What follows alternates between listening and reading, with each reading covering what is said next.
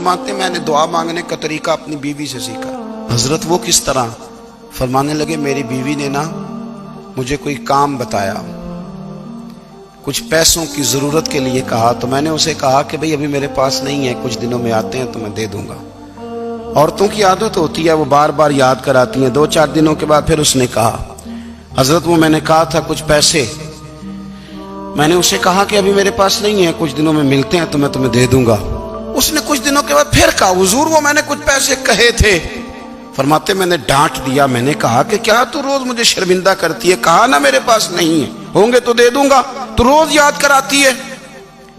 فرماتے ہیں اس نے پہلے تو میری ڈانٹ کو سہا، پھر میرے سخت جملوں نے اس کی آنکھوں میں آنسو پیدا کر دیے، پھر اس نے اپنے آنچل میں اپنے اس دکھ کو سمیٹا، اور پھر اس نے ایک جملہ کہا تو میں رو پڑا، اور مجھے اپنے رب سے مانگنے کا طریقہ آ گیا۔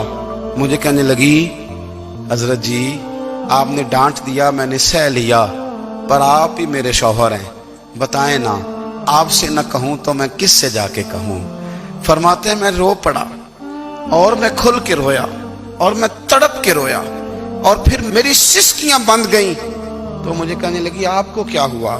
میں نے کہا مجھے بھی دعا مانگنی آ گئی ہے، جب میں اسے کہوں گا نا اللہ تو ہی میرا رب ہے، میں تجھ سے نہ کہوں تو میں کس سے جا کے کہوں؟ میں کیوں کسی بندے سے سوال کروں؟ میں کیوں کسی دنیا دار سے کہوں؟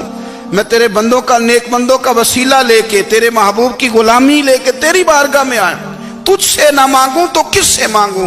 سمجھ آ گئی ہے، جب میں اس رنگ میں مانگوں گا تو پھر رب میرے اوپر بڑا ہی فضل فرمائے گا۔